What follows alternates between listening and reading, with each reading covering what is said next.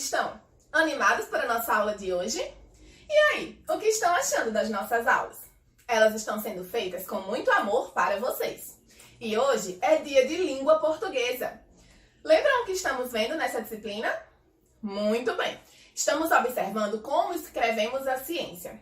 Nas aulas da semana passada, nós havíamos analisado relatos de experiências e pudemos fazer nossa própria experiência. Lembram?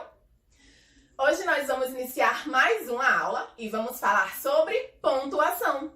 A pontuação é muito importante na hora da escrita, mas falando em pontuação, que sinais de pontuação vocês conhecem?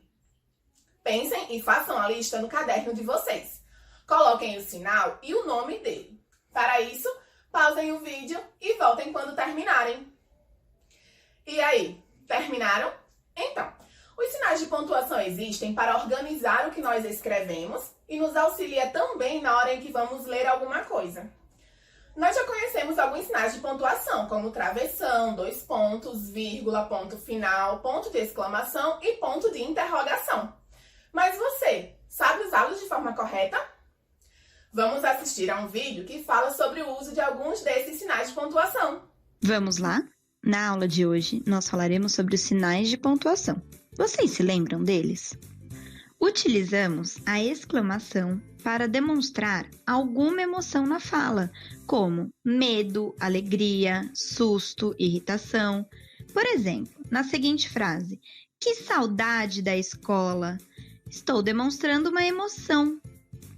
Para indicar que estou fazendo uma pergunta, utilizo o ponto de interrogação.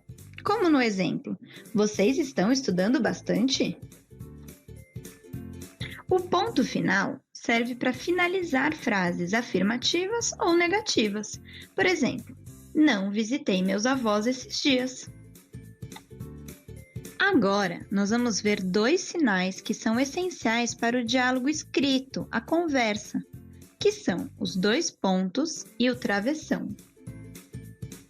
Imagine a seguinte piada. A professora pergunta aos alunos: se eu for à feira e comer 4 peras, 3 bananas, 10 laranjas e uma melancia, qual será o resultado? Lá do fundo da sala, Joãozinho grita: uma dor de barriga! Observe, a primeira frase é dita por um narrador. Logo em seguida, vêm os dois pontos, porque ele indica que alguém vai falar, no caso, uma personagem, que é a professora. Para demonstrar que a personagem está falando, nós utilizamos o travessão antes da fala dela. Assim, não confundimos o leitor. Ou seja, os dois pontos nós utilizamos após a fala do narrador para indicar que uma personagem vai começar a falar. E o travessão vem antes da fala da personagem para indicar que a personagem está falando naquele momento. Para darmos continuidade à nossa aula, eu gostaria que fizéssemos juntos a leitura do trecho do texto As Fases da Lua e Sua Influência no Dia a Dia. Esse trecho está disponível na questão 1 da página 106. Vamos lá? Como vimos, o conhecimento dos indígenas é fruto de uma atenta observação da natureza. Os cientistas chamam esse método de conhecimento empírico, ou aquele que é deduzido a partir da repetição constante de certos fenômenos. Por muito tempo, os indígenas notaram que no período da lua nova há menos mosquitos. Logo, deduziram que esses insetos agem pouco nessa fase lunar. Isso é um conhecimento empírico. Então, cada criança indígena aprende a caçar, a pescar, a marcar o tempo e se encontrar no espaço por meio da observação da natureza. Certo? Errado! Eles levariam a vida inteira para aprender tudo isso sozinhos. Além do mais, vivem em tribos e lá compartilham o saber com os demais. Agora, vamos para a letra A da questão 1. Quais são os sinais de pontuação que aparecem nesse trecho?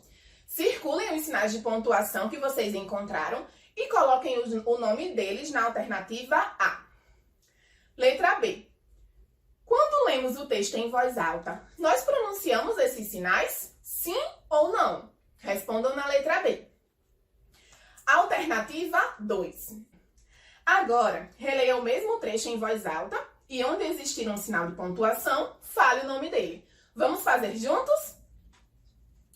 Como vimos, vírgula, o conhecimento dos indígenas é fruto de uma atenta observação da natureza, ponto.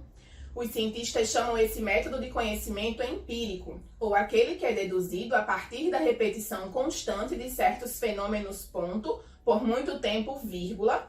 Os indígenas notaram que no período da lua nova há menos mosquitos, vírgula, por exemplo, ponto. Logo, vírgula, deduziram que esses insetos agem pouco nessa fase lunar, ponto. Isso é um conhecimento empírico, exclamação. Então, cada criança indígena aprende a caçar, vírgula, a pescar, vírgula, a mergulhar no tempo e a se encontrar no espaço por meio da observação da natureza, vírgula, certo? Interrogação. Errado, exclamação. Eles levariam a vida inteira para aprender tudo isso sozinhos, exclamação. Além do mais, vírgula, vivem em tribos e lá compartilham o saber com os demais, ponto. Esquisito, né? Na página 107, nós podemos ver a alternativa A, que diz o seguinte. Não é assim que lemos um texto. Esses sinais de pontuação são utilizados somente quando escrevemos. Então, se usamos a pontuação somente na escrita, como indicamos esses sinais quando estamos falando? Ou seja, se esses sinais só são utilizados na hora da escrita, por que a gente precisa deles na hora de falar também o texto? Letra B. Quando você está lendo um texto e encontra um ponto, o que é que você deve fazer? Respondam no espaço indicado. Os sinais de pontuação usados na escrita de um texto transmitem sentidos. Por isso, ao ler um texto em voz alta, com os sinais de pontuação, devemos tentar representar esses sentidos por meio de pausas na leitura e na entonação da nossa voz. A alternativa 3 diz o seguinte. Leia os balões em voz alta e observe os sinais de pontuação que aparecem nele. No nosso quadrinho amarelo, temos o seguinte. Isso é um conhecimento empírico. Então, cada criança indígena aprende a caçar, a pescar, a marcar o tempo e a se encontrar no espaço por meio da observação da natureza, certo? No balãozinho lilás, temos o seguinte. É errado. Eles levariam a vida inteira para aprender tudo isso sozinhos. Já no balãozinho vermelho, temos o seguinte. Legal, não é mesmo? Alternativa A. De acordo com a forma como a pergunta foi feita no balão amarelo, qual resposta uma pessoa espera? Letra B. Então, ao usar a interrogação no balão amarelo, o autor do texto queria o quê? Fazer uma pergunta ou confirmar o que ele disse antes? Alternativa C. O autor usou a exclamação no balão azul para indicar o quê? Alegria, admiração ou dor? E alternativa D. No balão vermelho, temos a interrogação e a exclamação juntas. O que vocês acham que esses dois pontos juntos indicam? Respondam, fotografem e me mandem no WhatsApp para que eu possa fazer as correções. E por hoje é só, meus amores. Nos encontramos na nossa próxima aula. Um beijão e até lá!